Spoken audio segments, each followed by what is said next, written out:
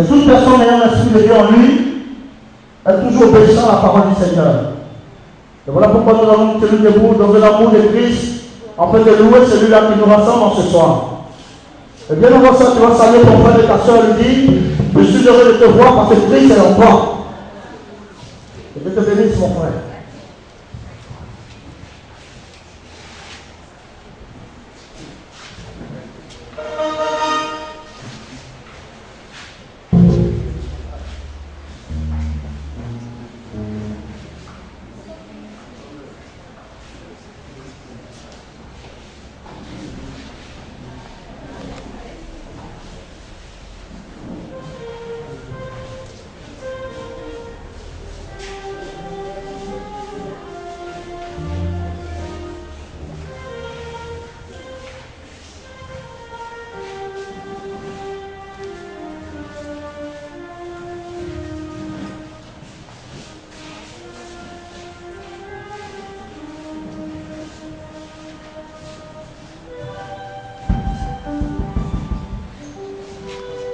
Alléluia. Et que nous bénisse, frères et sœurs. Le Seigneur Dieu, bien sûr, est heureux de nous voir lorsque nous nous saluons les uns les autres d'un amour fraternel et sincère. Et voilà pourquoi j'aimerais que nous chantons ce cantique qui dit j'aimerais que Christ habite en moi. Parce que si Christ est en moi, j'aimerais mon frère. Si Christ est en moi, j'aimerais partager la douleur de mon frère avec moi. Si Christ est en moi, j'aimerais, oui, tout faire avec mon frère parce qu'il est un et nous sommes un. Amen. J'aimerais que Jésus-Christ vienne habiter mon cœur. J'aimerais que Jésus-Christ vienne habiter mon cœur. J'aimerais que Jésus-Christ vienne habiter mon cœur. J'aimerais que Jésus-Christ vienne habiter mon cœur.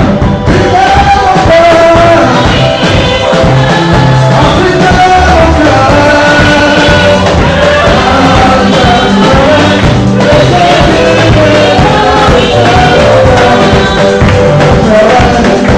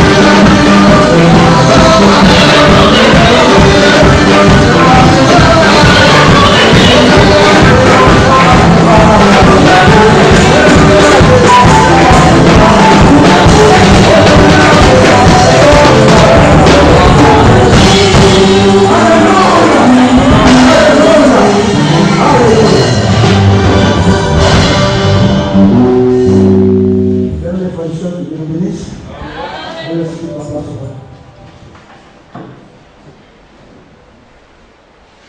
Gloire à Jésus. Qui nous séparera de l'amour de Jésus? Cet amour qui est encore incomparable. Gloire à Jésus. Je vais encore vous demander un petit effort de se tenir debout. Et ensemble, nous allons élever la voix, dire merci à notre Dieu pour la louange.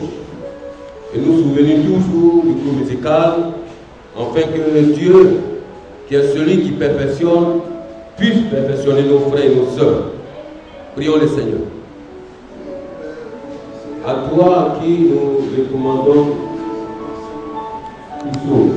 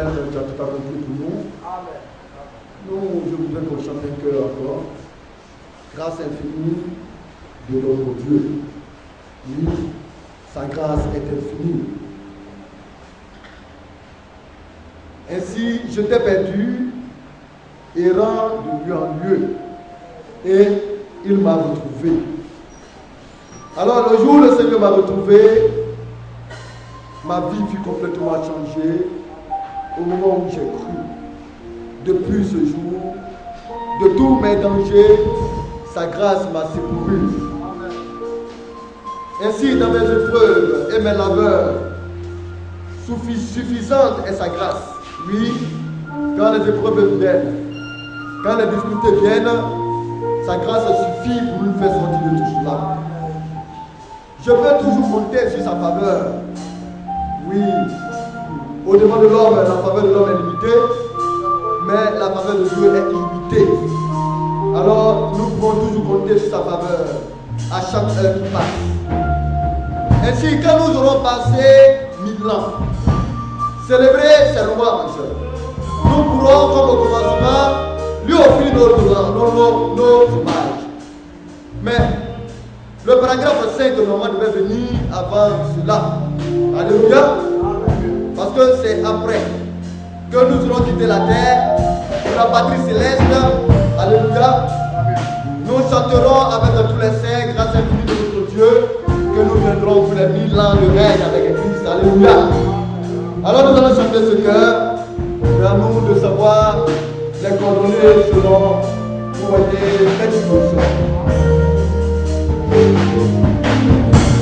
Oh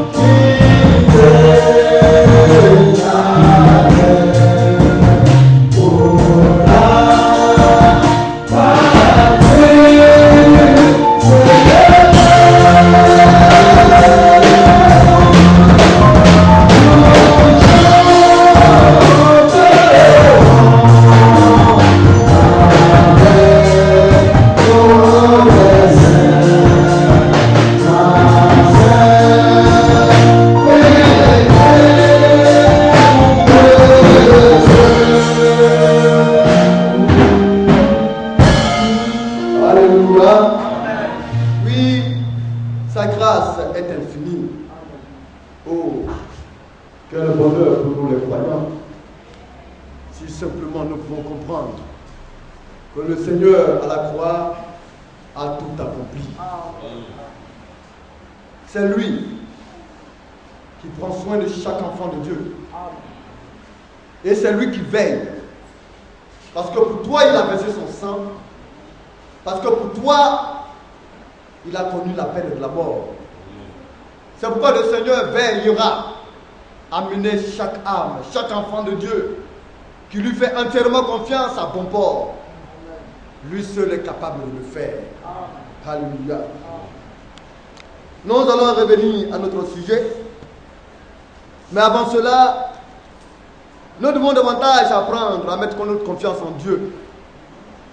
Et quand on dit souvent que nous adorons Dieu, beaucoup ignorent qu'adorer Dieu, c'est se soumettre à la volonté parfaite de sa parole. Oui, bien-aimé, la parole de Dieu est éprouvée. Nous allons prendre le livre de Proverbes, chapitre 30, et lire un peu ces paroles-là. La dernière fois, quand nous étions en train de parler, les pharisiens et autres, les gens du peuple sont venus interroger le Seigneur, alors qu'il parlait de sa mort. Et ils étaient étonnés en disant, mais n'est-il pas écrit que le Christ demeure éternellement? Mais si Christ demeure éternellement, et que ses enfants pour lesquels il a tant souffert, il a tant aimé, ceux-là ont une vie limitée, à quoi sert sa vie éternelle? Un bon père, c'est de voir ses enfants vieillir. Alléluia. Amen. Mais Christ, lui, il ne nous verra pas vieillir. Il va nous voir demeurer à jamais éternel. Amen. Et pour cela, il faudrait qu'il passe par l'abaissement, qu'il puisse connaître le châtiment, qu'il puisse connaître la mort, afin de pouvoir au travers de cela nous donner la vie. Alléluia. Proverbe le chapitre 30. Nous allons lire le verset 5 au verset, alléluia, 8. Proverbe chapitre 30, à partir du verset 5. Toute parole de Dieu est éprouvée.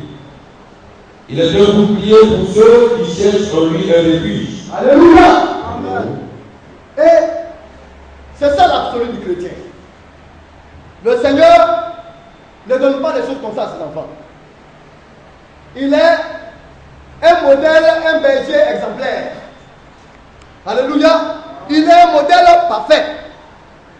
Si le Seigneur te dit, fais telle chose, c'est parce qu'il a expérimenté. Alors il est écrit que toute parole de Dieu est éprouvée. La parole de Dieu a passé le test. Et la parole de Dieu n'a pas échoué. Alléluia. C'est cette parole éprouvée, victorieuse, cette parole triomphante en toutes choses qui nous est donnée par Christ notre Seigneur.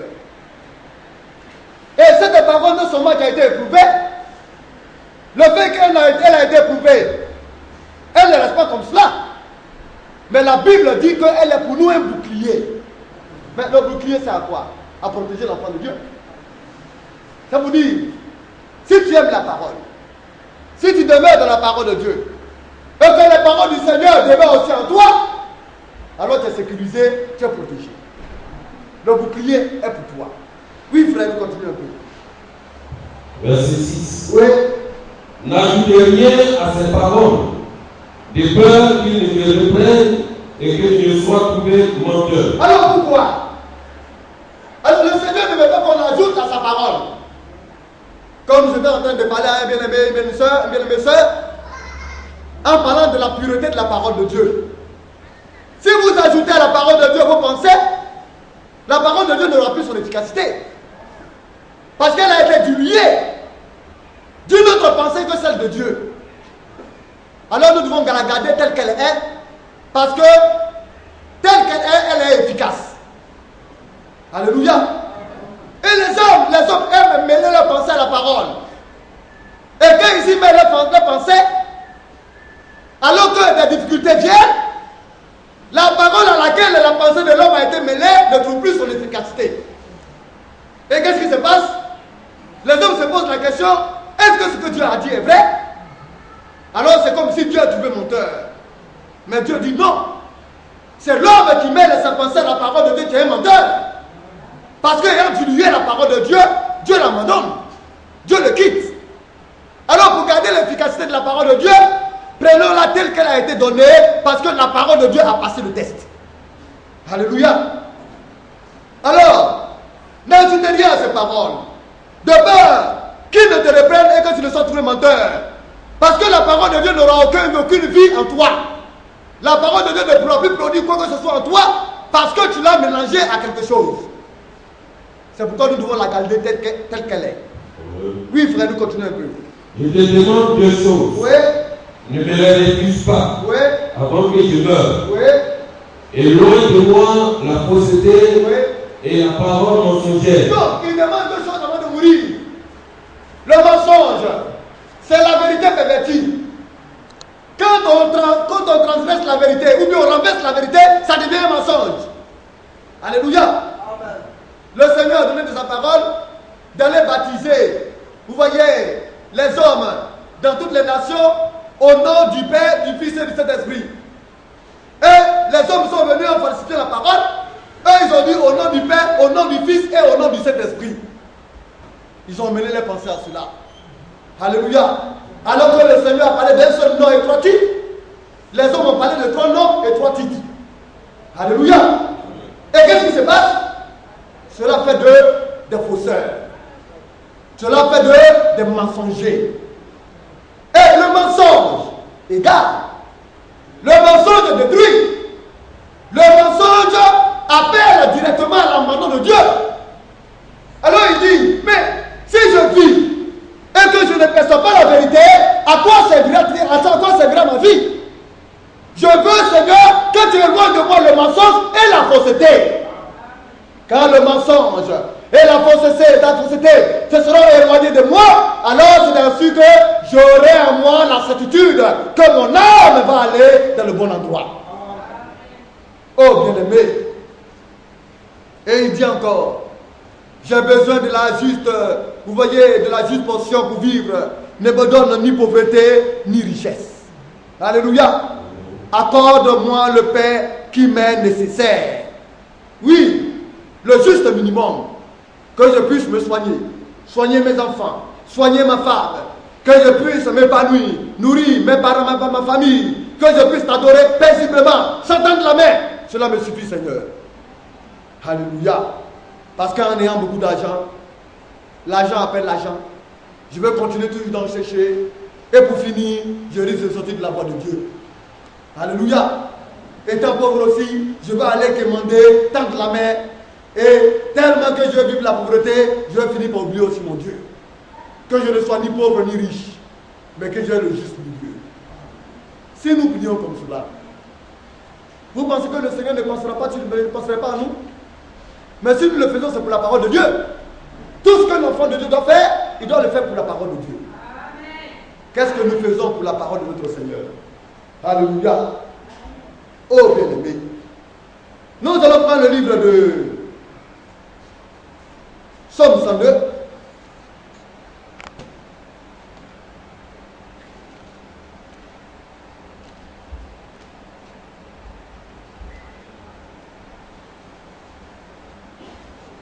Nous allons lire à partir du verset 5. Psaume chapitre 102. Oui. À partir du verset 25. Alléluia. J'ai dit, mon Dieu, ne m'enlève pas au milieu de mes jours. Nous voulons avoir une vie. Oui. Tout le monde parle de Dieu avoir une vie. On fait des enfants.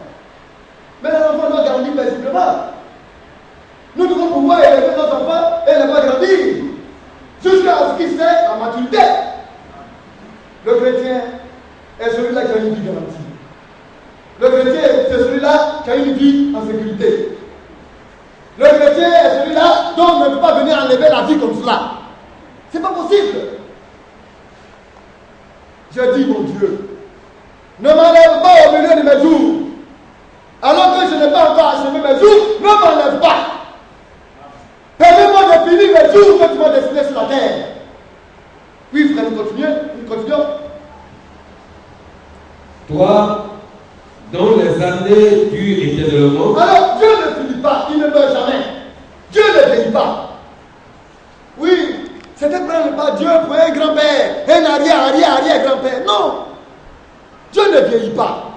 Il est toujours le même et il demeure éternellement. C'est pourquoi la parole de Dieu demeure éternellement. Nous avons dit cela. Pourquoi le Christ demeure éternellement. Alléluia. Le Christ, c'est Dieu. Alléluia. Oh bien-aimé, la parole de Dieu, Dieu n'a pas, les années de Dieu demeurent éternellement.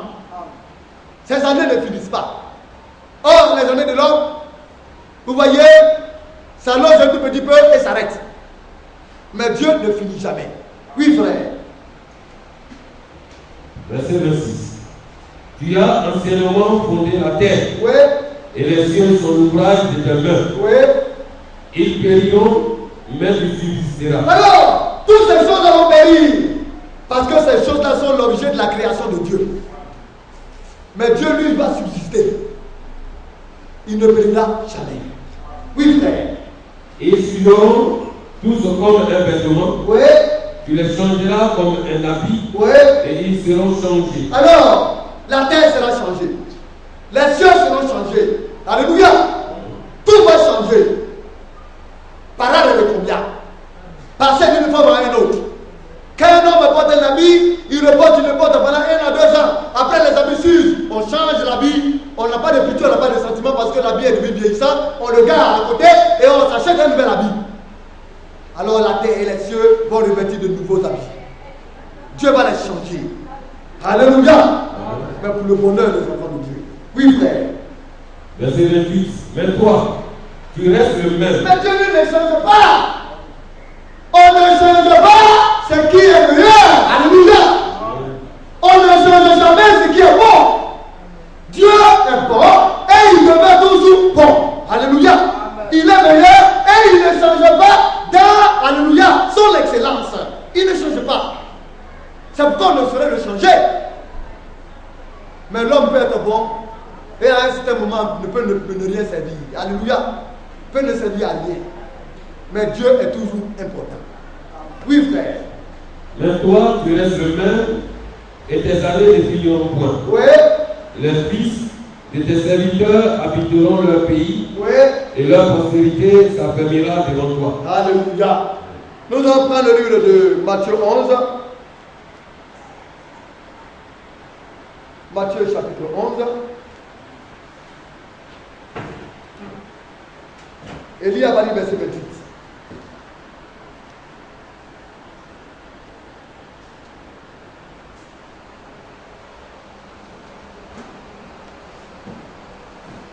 Matthieu chapitre 11.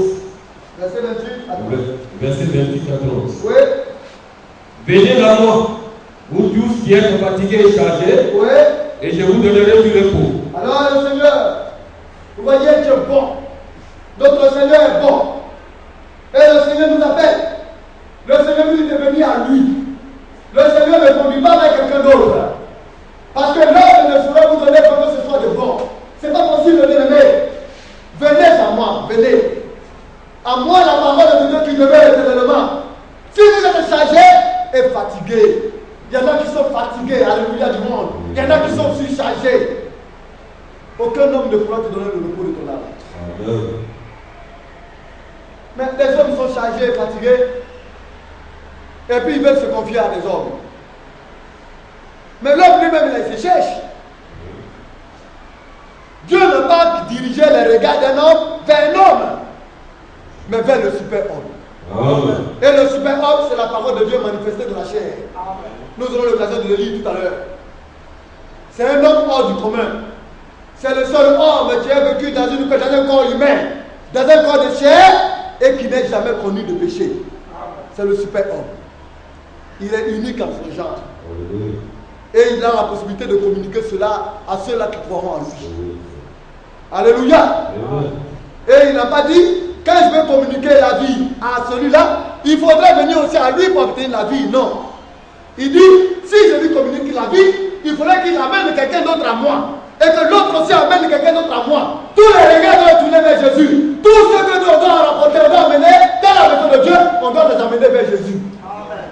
n'y a pas d'intermédiaire entre Jésus et les hommes. Et c'est là que aujourd'hui le bas blesse. Les hommes font des mauvais chrétiens. Parce que les hommes amènent les hommes à eux. Plutôt que de les conduire à Jésus. Non. Si j'ai amené mon frère en Christ qui va apporter la parole de Dieu à une doit apporter la parole de Dieu là pour amener l'âme à Christ. Alléluia. Mais si tu amènes l'âme à la personne, à toi, avant que la personne ne puisse arriver à Christ, c'est déjà trop tard. La personne n'aura pas le succès, vous voyez, que Christ demande. Or, avec Christ, le succès est garanti. Alors, il n'a pas dit passer par quelqu'un pour venir à moi. Venez directement à Christ. Venez à lui, la source d'eau vive. Alléluia. Venez à lui, la puissance de Dieu, pour qu'il vous délivre. Oui, frère, nous continuons un peu. Verset 29. Oui. Prenez mon joug sur vous et recevez mes instructions, car je suis doux et humble de cœur. Alors, mais d'abord, en venant à lui, tous ceux qui sont fatigués et chargés, ils auront le repos. Le repos, c'est la tranquillité. Le repos, c'est la paisibilité. Alléluia. Le repos, c'est la quiétude. Quand tu as le repos en toi, ce n'est pas un esprit qui va venir te perturber. Un esprit de mensonge ne peut pas venir te désorienter. Parce que le repos, c'est le Saint-Esprit. Or, le Saint-Esprit a un rôle très important. C'est de conduire l'enfant de Dieu à la vérité. À toute la vérité. Quand le consolateur sera venu, l'Esprit de vérité, il vous conduira dans toute la vérité. Il prendra de ce qui est à moi, Jésus, et il vous l'accordera. Alléluia. Bien-aimé, avoir le repos, la paix et l'assurance de son âme. Et il dit, prenez mon joug. Alléluia. Le joug de Dieu. Vous savez ce que c'est que le joug? C'est le bâton qu'on met entre deux bœufs. Ce bois-là est attaché au cou de l'un bœuf et de l'autre bœuf. On les relie. De sorte que l'autre bœuf ne peut pas marcher plus vite que l'autre. Ils sont obligés d'aller au même bas. Parce que s'il y a un qui veut dépasser l'autre, ils vont se blesser. Alors ils sont obligés de se tenir parce que chacun pense à sa vie et l'autre aussi pense à sa vie et le bâton les tient au même pied d'égalité. Le joug du Saint-Esprit, c'est cela. C'est le Saint-Esprit qui le joue. Et il nous tient. Afin que nous marchions au même rythme de pas selon la cadence de la parole de Dieu donnée par le Saint-Esprit. Alléluia. Alors, l'un des frères va se regarder supérieur à l'autre. L'autre ne peut pas dire qu'il est important plus que l'autre. Ou bien lui, il est meilleur que l'autre. Non, bien aimé. C'est le Saint-Esprit qui nous guide, nous tous. Et le Seigneur qu'il nous donne, il ne nous donne pas pour faire des travaux pénibles.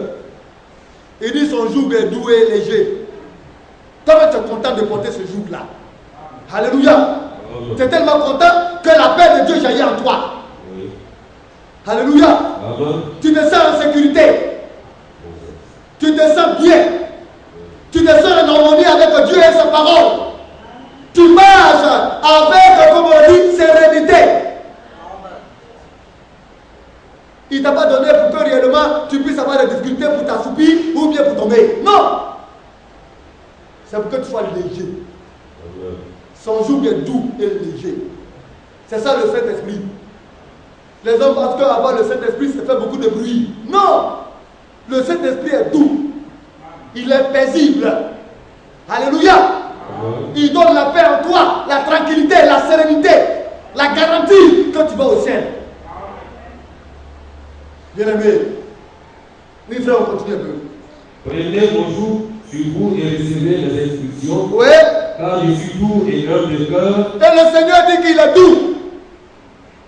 Quand on prend son joug, on est prêt à recevoir son instruction. Mais tu dis que tu as le joug de Dieu. Et que fais-tu de la parole du Seigneur? L'instruction que Dieu te donne, tu fais quoi de cela? Si tu rejettes, c'est que tu n'as pas le joug de Dieu. Et il dit, recevez mes instructions, car mon joug est doux. il dit, car je suis doux et humble de cœur. Quand on reçoit cette instruction, on fait quoi? On lui ressemble. Le Seigneur est doux. Et puis il est humble. Alléluia. Amen. Tu viens le gifler, il dit, mais qu'est-ce que je t'ai fait? Pourquoi tu me gifles? Qu'est-ce que je t'ai fait pour que tu me gifles? Bien-aimé, il suffit qu'il souffle seulement. Et puis cet homme-là, comme une mouche, va le tomber d'ailleurs. Mais il est humble. Amen. Il n'est pas venu pour détruire, mais il est venu pour sauver. Alléluia. Amen. Oui, car mon joug, car je suis doux et humble de cœur. Et vous trouverez le repos pour vos âmes. Alors ton âme va trouver le repos. Ton âme sera paisible et tranquille. Alléluia. Ton âme ne souffrira plus d'inquiétudes diverses, de soucis majeurs. C'est fini. Parce que tu as son joug. Oui, frère. Car mon joug est doux et mon fardeau léger. Alors le joug que le Seigneur nous donne est doux et le fardeau qu'il nous donne de supporter est léger. Parce que lui-même nous aide à supporter cela. Nous retournons dans le livre de Jean, le chapitre 12.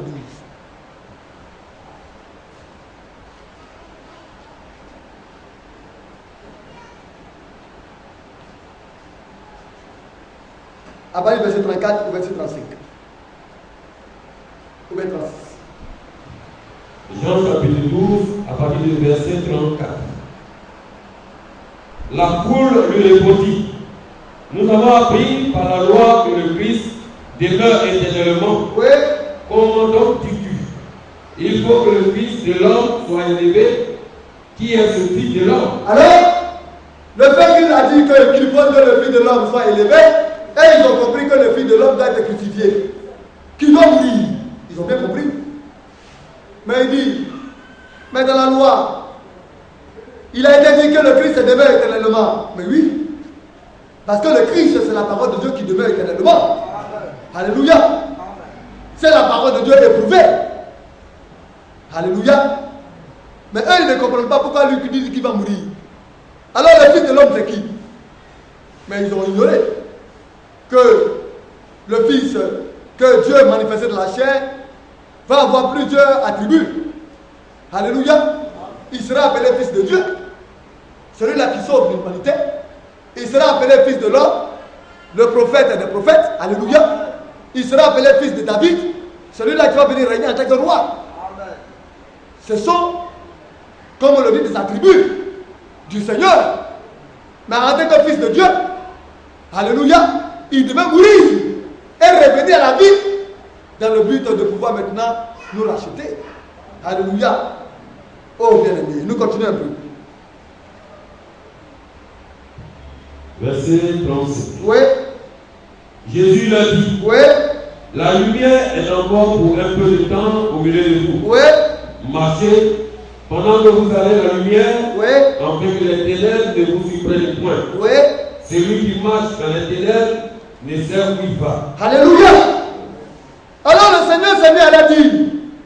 Ils lui ont posé une question, il leur donne des paraboles. Mais il a dit dans la loi que le Christ doit demeurer éternellement. Mais d'où vient-il encore quand tu parles du Fils de Dieu, du Fils de l'homme, tu vas être élevé à la croix, qui doit mourir? Alors il dit, la lumière est encore pour un peu de temps parmi vous, au milieu de vous. Mais c'est quoi ça? Nous on te parle de quelque chose, et puis toi tu veux nous parler de la lumière? Mais quel rapport y a-t-il entre la lumière et la question que nous sommes en train de te poser? Il ne comprenait pas. Alléluia. Mais il parlait de lui-même. Alléluia. Amen. La lumière est faite pourquoi? Quand tu as la lumière, tu es sécurisé. Quand tu as la lumière, tu vois tous les dangers venir de loin. Quand tu as la lumière, tu ne tomberas jamais dans un trou. Quand tu as la lumière, les ténèbres s'enfuiront de toi. Alléluia. Alors tu marches dans toute la clarté. Tu vois tout ce qui se passe autour de toi. Tu sais où tu vas. pas compris. Alors il dit, cette bonne chose-là, la lumière est avec vous, au milieu de vous, pour un peu de temps. Alléluia. Et continuez, il dit, marchez pendant que vous avez la lumière. C'est qu'il y a la lumière qu'on marche. Alléluia. Si la lumière s'en va, on s'arrête parce qu'on ne sait plus où on va. C'est par la lumière que nous pouvons savoir où nous mettons le pied et où est-ce que nous partons. Alors on marche à la lumière de Dieu. Alléluia. Alors il dit, pendant que vous avez la lumière, marchez. Aujourd'hui, nous sommes au temps de la lumière. Alléluia. Du soir où la lumière était placée sur le chandelier, au milieu des ténèbres. Alléluia. Amen. Parce qu'il est dit que vers le soir, la lumière va paraître. Mais si la lumière doit paraître, c'est pourquoi? C'est parce qu'il y a des moments de ténèbres qui arrivent. Et aujourd'hui, nous devons atteindre minuit. Nous sommes au milieu de plein ténèbres, bien aimés. Mais les ténèbres, c'est quoi? C'est le noir que vous voyez là. C'est quand on était la lumière là que vous voyez là. Oui, ça, ce sont les ténèbres physiques qu'on voit. Mais les ténèbres, c'est l'homme. C'est l'homme lui-même qui est les ténèbres. Ses pensées, sa manière d'être, sa manière de voir, sa manière de faire, sa manière d'agir, sa manière de se comporter. L'homme est un danger pour son frère. Alors pour échapper à cela, il faudrait que vous receviez Christ. La lumière. Alléluia. Nous allons y venir. Oui, frère, nous continuons. On reprend le verset 35. Le verset 35. Oui. Jésus leur dit, la lumière est encore pour un peu de temps au milieu de vous. Oui. Marchez pendant que vous avez la lumière, afin que les ténèbres ne vous surprennent point. Oui. Celui qui marche dans les ténèbres ne sait où il va. Alléluia. Oui. Alors, celui qui marche dans les ténèbres, il ne sait pas où il va. Il ne sait même pas où il s'oriente, où il met les pieds. Parce qu'il marche dans les ténèbres. C'est ça l'homme. L'homme prend ses pensées pour la volonté de Dieu. Or, Dieu dit ça, c'est un danger, ce sont les ténèbres. Sur les pensées de l'homme, c'est, comme on le dit, dérouté de la part de Dieu. Oh frère, j'aimerais comprendre le livre de Jean 1. Jean 1, à partir du verset 1. Jean chapitre 1. Oui. À partir du verset 1. Oui. Au commencement était la parole. Donc, bien aimé, avant que toute chose ne soit au commencement, ce qui a débuté, c'est la parole de Dieu. C'est la parole. Donc la parole est à l'origine de tout. C'est le départ à la salle. Alléluia. Ce qui a commencé, c'est la parole. Oui, frère. Au commencement était la parole. Oui. Et la parole était avec Dieu. Donc cette parole-là, elle était avec Dieu. Donc Dieu et la parole étaient ensemble. C'était son égal. Alléluia. Amen. Alors Dieu a commencé. C'est pourquoi dans le livre de Genèse, il a dit Dieu, au commencement, Dieu créa. Au commencement, la parole était la parole. Au commencement, la parole créa. C'est Dieu qui est sa parole. Amen. Alléluia. Alors, on va dire au frère Ado est en train de parler. Alléluia. Amen. Et quelqu'un de dit, la parole d'Ado dit. De l'autre côté, on dit Ado a dit. Mais qui est la parole d'Ado? C'est Ado. Alléluia. Amen. On reconnaît Ado que par sa parole. Amen. Alléluia. On ne veut pas dissocier la parole d'Ado d'Ado. Bien aimé, on ne saurait le faire. On ne peut pas non plus dissocier la parole de Dieu. Pour reconnaître Dieu, c'est la parole qui fait Dieu. Amen. C'est pourquoi quand Dieu parle, sa parole s'accomplit toujours parce que Dieu est la vérité. Mais Ado, écrit et puis demain il est malade, il est couché à la maison. Il ne peut plus se lever. Parce qu'Ado est limité. Parce qu'Ado n'est pas tout puissant. Oh, Dieu il est tout puissant. Ce qu'il dit, il réalise. Alléluia. Au commencement était la parole. Et la parole était avec Dieu. Et la parole était Dieu. Pour dire que la parole est Dieu. La parole que vous tenez de votre mère, bien-aimé, c'est le grand Dieu puissant que vous détenez. Elle dit bon. Alors, on tient Dieu de la parole de la mère. Mais il a fallu que Dieu parle pour qu'on écrit. Mais la parole que vous détenez, si l'Esprit de Dieu ne veut pas se mêler à la guerre, vous ne verrez jamais la puissance de Dieu au travers de la parole. Alors, Dieu est sa parole. Alléluia. Amen. Oui, frère. Et la parole était Dieu. Oui. Elle était au commencement avec Dieu. Alors, la parole était avec Dieu. Alors que je suis en train de vous parler, ma parole est avec moi. Ma parole est à moi. Je suis ma parole. Alléluia. Dieu est sa parole. La parole est avec Dieu et la parole est Dieu. Oui, frère. Toutes choses ont été faites par elle. Toutes choses. Toutes. Les armées de la mer, tout ce qui vit de la mer, c'est Dieu qui les a créés, c'est la parole de Dieu.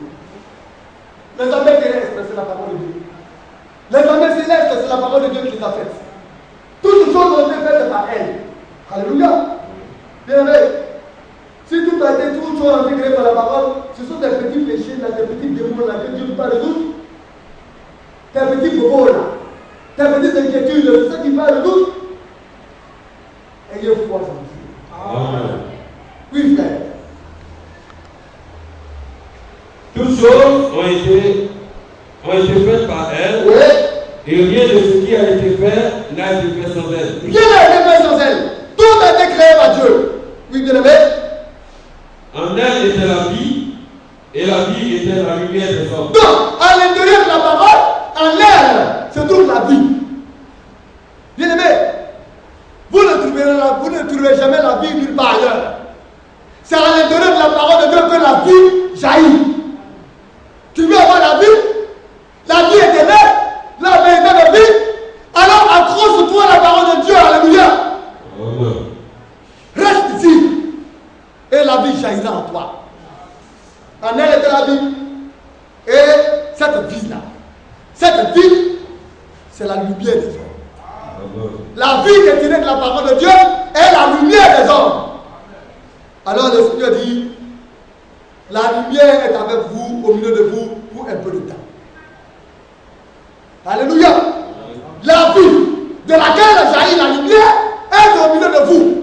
Le donneur de vie était Christ lui-même. C'est lui qui donnait la vie. Et c'est à l'intérieur de cette vie que la parole, la lumière devait jaillir pour éclairer les hommes. Mais pour voir la vie, et à l'intérieur de la vie, la lumière, il faudrait revenir à la parole de Dieu. Sans la parole, il n'y a pas de vie, et sans la vie, il n'y a pas de lumière. Alors la base, c'est la parole de Dieu. L'origine de la vie et de la lumière, c'est la parole de Dieu, bien-aimé.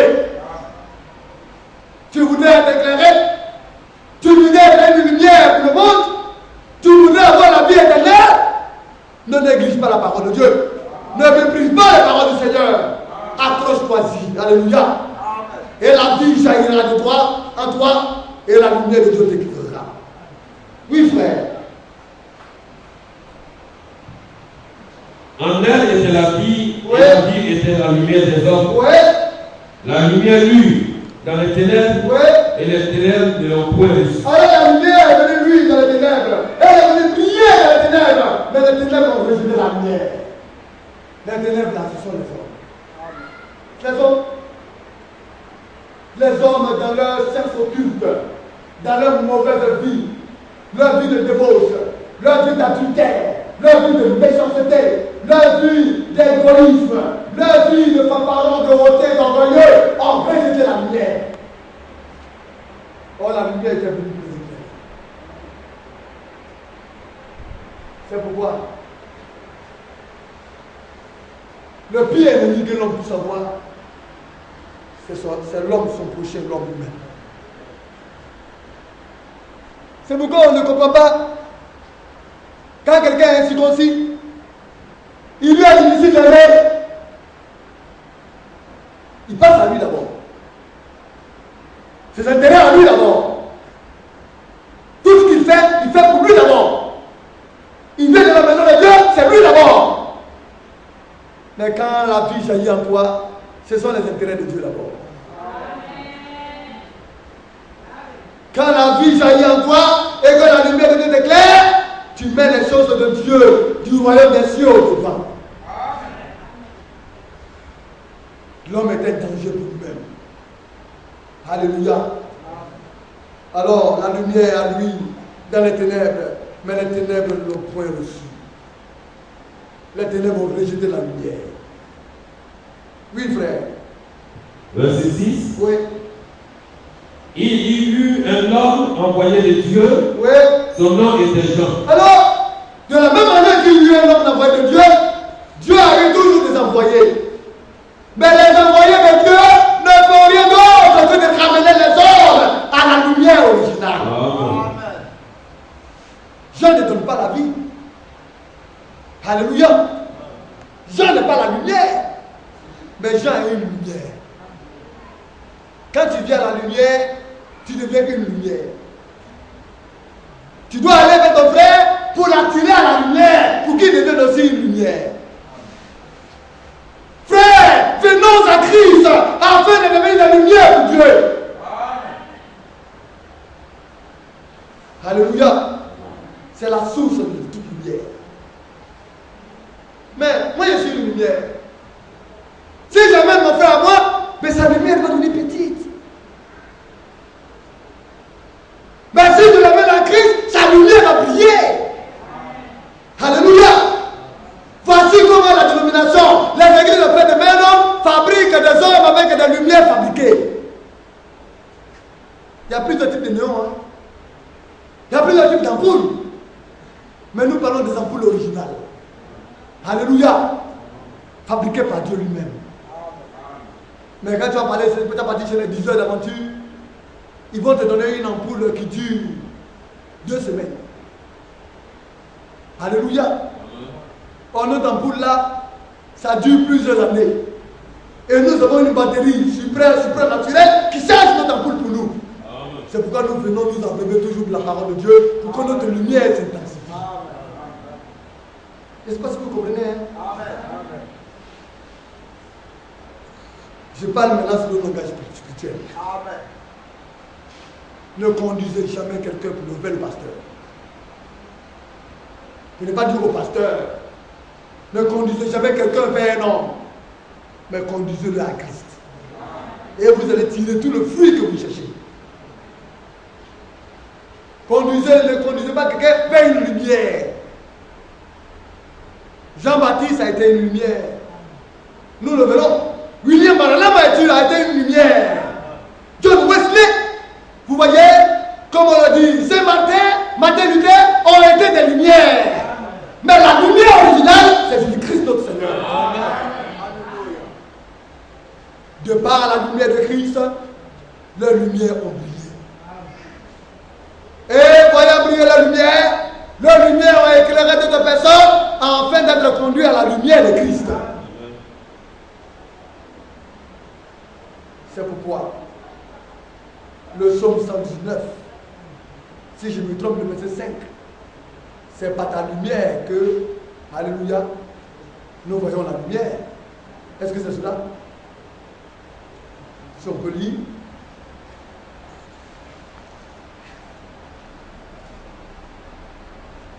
Est-ce que c'est ce passage? Ce n'est pas ce passage. Alléluia. Un instant.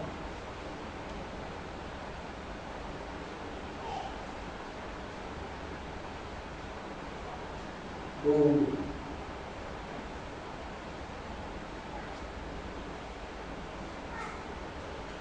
Que Dieu nous aide. Nous aurons l'occasion de lui venir. Je pense qu'il y a un passage qui parle de cela. Par ta lumière, nous voyons la lumière. Alléluia. Dieu soit par la lumière de Dieu nous éclairer, afin que ça passe à la lumière, nous voyons la lumière. Ne conduisez jamais un homme vers un homme. Ne conduisez jamais vers un homme, vers une lumière. Quand de même, vous voyez, il pourrait resplendir comme il le faut. Tous les prophètes authentiques de Dieu ont conduit les hommes à Christ, leur Seigneur. Et ces hommes-là ont produit de bons résultats. Que Dieu nous aide à produire aussi de bons résultats.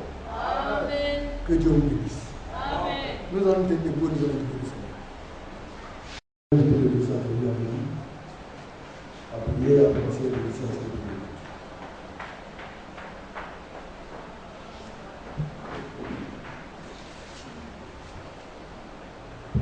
Bien-aimés, nous allons prier.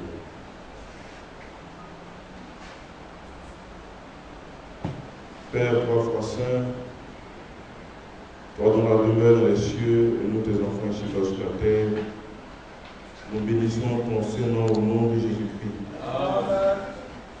Éternel, par ta volonté, tu nous donnes de nous rassembler dans ta maison pour nous instruire, afin que nos forces soient renouvelées, pour que le combat de chaque jour puisse avoir à tout moment la victoire.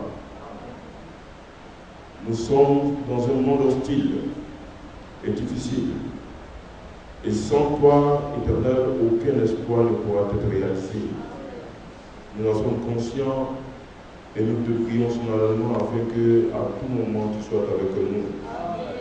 Nous sommes très faibles et chaque jour nous sommes prêts à commettre des choses qui ne t'honorent pas, alors que notre volonté profonde désire ardemment, Éternel, accomplir toute ta parole. Père, aie pitié de chacun de nous et donne-nous cette énergie-là afin que le résultat soit satisfaisant. Aussi, ayant fini ce moment de bénédiction, car venir dans ta maison est source de bénédiction, chacun maintenant rentrera à la maison. Voilà pourquoi je te prie, par ta parole éternelle qui nous le commande, que ta bénédiction éternelle se repose sur chaque frère et chaque sœur. Éternel, je te prie de garder chaque frère et chaque sœur. Père Tout-Puissant, fais luire ta face sur chaque frère et chaque sœur. Que ta grâce soit accordée à chaque frère et à chaque sœur. Éternel, je te prie de tourner ta face vers chaque frère et chaque sœur et que chacun de nous reçoive ta paix. Que la nuit que nous allons passer, Éternel, soit sous ta divine protection et que tu nous donnes de pouvoir glorifier ton nom pour le lendemain par ta grâce, au nom de Jésus-Christ. Amen. Amen.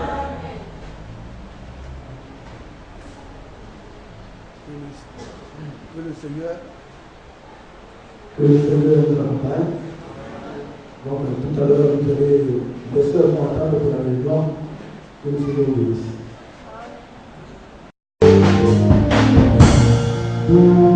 God.